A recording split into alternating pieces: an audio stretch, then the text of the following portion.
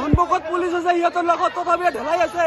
পুলিচে একো কোৱা নাই, সন্মুখতে পুলিচ আছে, তথাপিও ঢেলাই আছে। আপুনি আহক ছাৰ, জলদি আহক ছাৰ, জলদি আহক। ঢেলাই আছে সিহঁতে ঢেলাই আছে। এই যে ছাৰ, ঢেলাই আছে। চাব লাঠি চাৰ্জ মাৰ